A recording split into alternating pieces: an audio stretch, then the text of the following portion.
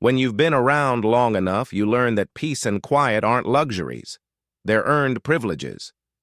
After decades of military service, raising a family, and watching the world reshape itself piece by piece, I'd finally found my rhythm in Oakwood Hills.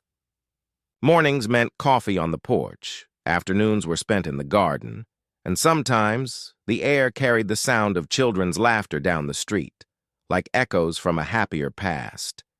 That's why the image of Karen Whitfield being escorted away from my driveway in handcuffs is burned into my memory. It wasn't just the spectacle, it was everything it symbolized. Her carefully styled blonde hair was frizzing out of place, and her shrill voice cut through the flashing red and blue lights of the patrol cars. She was ranting about neighborhood rules, property values, and how things used to be.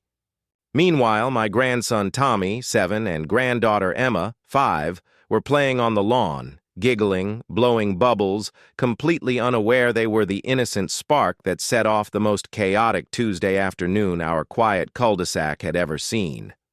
It all began 3 weeks earlier, with the kind of news that makes an old man grin for days. My daughter Rachel had called to say she was bringing the kids for a long weekend.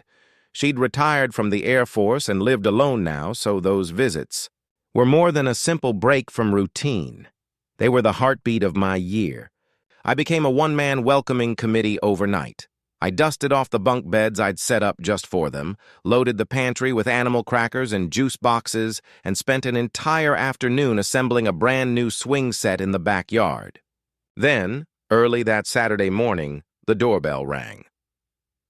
8:30 sharp. I didn't need to look. I already knew who it was. Sure enough, there she stood. Karen Whitfield, wrapped in her signature purple blazer, gripping a clipboard and wearing that pinched, lemon-chewing expression she'd perfected over the years. She didn't even let the screen door settle before launching into her monologue.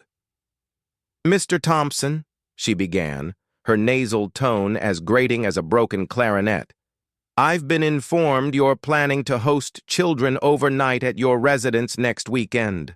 Still holding my coffee, I just blinked. "Good morning to you too, Karen. Yes, my grandchildren are visiting. Is that a problem?" With the flair of a courtroom prosecutor, she thrust a sheet of paper toward me. According to Policy 7-3B, implemented last Tuesday, no children under 12 are permitted to stay overnight in our community without prior board approval. This is to preserve the peaceful, adult-oriented atmosphere our residents expect.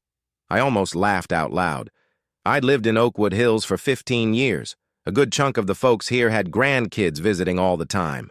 I raised an eyebrow. "Karen, what are you talking about? Half the neighborhood has their grandkids over every other weekend." Her thin lips tightened behind rhinestone glasses. "Times have changed, Mr. Thompson. We've had complaints, noise, property damage, declining home values. The board voted unanimously." I gave her a flat look. "You mean you, Bob, and Linda from the garden club?" She stiffened, shoulders back like she was posing for a portrait. "We represent all homeowners. You have 72 hours to cancel the visit or you'll face daily fines of $500. Then she pivoted sharply, the click of her heels echoing down my walkway like a military march. Ironically, I'd actually served in one. The moment the door shut, I went straight to my office and pulled up the HOA bylaws. 2 hours of combing. Through every line confirmed what I already suspected, not a single mention of restrictions on overnight child guests. The only relevant clause was the standard quiet hours between 10 p.m. and 7 a.m., nothing out of the ordinary. But the next morning, a new notice was taped to my door. It was printed on what looked suspiciously like homemade letterhead and declared, I was now on probation for failure to comply with HOA directives. By Tuesday, Karen had turned the neighborhood email list into her personal alarm system, firing off warnings about unauthorized minors and encouraging residents to report suspicious child activity. George, my neighbor across the street, just shook his head when we bumped into each other getting the mail. She tried to say my 10-year-old nephew violated child labor laws because he helped me wash the car, he muttered. I think she's finally lost it. And he wasn't the only one with a story. People were being hassled over family barbecues. Kids were told not to ride scooters on the sidewalk. Karen was trying to turn Oakwood Hills into a retirement compound. By force. That night, I called Rachel to explain the circus unfolding here. She was quiet for a moment, then her voice turned firm. "Don't change a thing, Dad. We'll be there Friday, and maybe... Don't mention what I do for a living just yet." I knew that tone well. Rachel only used it when she was about to lower the gavel. Judge Rachel Thompson Martinez of the Third Circuit Court. Brilliant, fair, and absolutely unwilling to tolerate nonsense. Friday morning arrived warm and bright, the kind of day that made the neighborhood hum with quiet routine. I was firing up the grill when Rachel's SUV pulled into the driveway. The kids launched out of the car like little cannonballs, racing across the yard before I could even put down the tongs. We were still unpacking bags when I heard it. Footsteps, sharp and synchronized, marching up the walkway. Karen was on the approach, flanked by Bob and Linda. All three wore their signature purple HOA badges and clutched clipboards like soldiers ready for a bureaucratic war. The doorbell blared like an air raid siren. I opened it to find Karen already waving another thick stack of papers, her expression stretched tight with self-importance. "Mr. Thompson," she began, "you are in flagrant violation of HOA policy. These children must leave the premises or we will pursue legal action." She shoved the stack toward me, but before I could reply, Rachel stepped up beside me. She was dressed casually in a simple sundress, no hint of her courtroom authority. "Is there a problem here?" she asked evenly. Karen didn't even glance at her. "And you are?" "I'm his daughter." "These are my children." Karen immediately whipped out her phone and started recording. "Let the record show," she barked. "This residence is in violation of Policy 73B.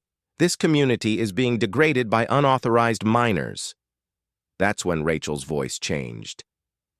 I'd heard that tone before, the same one that silenced entire courtrooms.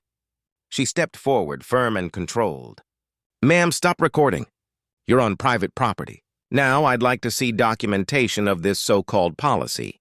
Meeting minutes, homeowner notices, legal review, anything proving your authority to enforce it." Karen's face flushed. "I don't have to prove anything. I'm the HOA president." Rachel lifted her own phone. "Actually, you do. I'm Judge Rachel Thompson Martinez. What you're describing violates multiple housing laws and civil rights protections. You can provide documentation or leave immediately." Karen's mouth fell open. "You're too young to be a judge." Without missing a beat, Rachel pulled out her judicial ID. "Would you like to see my credentials? Or should I call the district attorney's office about the fake legal notices you've been distributing?" Karen lunged to snatch the papers back, babbling something about authorization. Rachel was already dialing. "Yes, this is Judge Martinez. I'm at 473 Maple Drive. We have an individual impersonating legal authority and distributing fraudulent documents." Within minutes, 2 cruisers arrived. Officers Davis and Chen took control of the scene with practiced calm. Karen's panic grew by the second. "I'm the HOA president," she shouted. "I have the authority." Officer Davis flipped through the papers she'd brought. "Ma'am, these are just random legal excerpts and typed notes. None of this is enforceable. I have the real documents at home," she barked. "You can't make me show them." Rachel stepped in, unwavering. "If she's issuing fines and restricting property access, then yes, she absolutely must provide proof of authority." Karen turned toward the growing crowd of neighbors. Tell them about the policy." But silence met her plea. George finally muttered, "Karen, you made that up last week." When Officer Chen bent to help collect Karen's scattered papers, she slapped his hand away. "That was the breaking point. Ma'am, you just assaulted an officer," Officer Davis said flatly. "Hands behind your back." What followed was nothing short of a meltdown. Karen screamed about conspiracies and property values, cried that everyone was against her, and even tried to kick Officer Chen as they escorted her to the cruiser. Neighbors murmured their thanks, some shaking Rachel's hand. Linda, suddenly desperate to distance herself, admitted she'd once tried to fine the Johnsons for having too many guests at a graduation party. George chuckled. "My wife's been saving every one of Karen's ridiculous notices. We've got a binder. Rachel took statements that afternoon, and what came next was a full HOA audit. The truth was uglier than expected. Karen had fabricated more than $12,000 in bogus fines, money she'd pocketed for vacations, a hot tub, and who knows what else. 3 weeks later, I got the call. Karen had been formally charged. Fraud, impersonation, harassment, assault, trespassing. Bob filed for divorce the next day. At sentencing, she looked like a ghost of the woman who used to march down my walkway in that purple blazer. No badge, no clipboard, no authority. The judge sentenced her to 3 years in prison, 6 months for assault, 5 years probation, and full restitution to the community.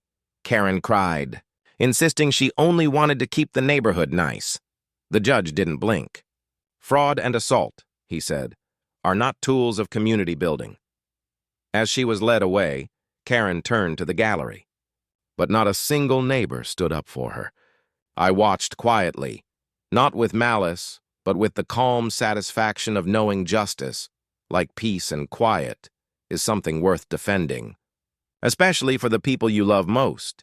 If you've ever faced an HOA nightmare or stood your ground against neighborhood nonsense, give this video a like. It helps more folks find stories like these. And if you enjoy seeing justice served with a side of common sense, go ahead and subscribe. There's plenty more where this came from.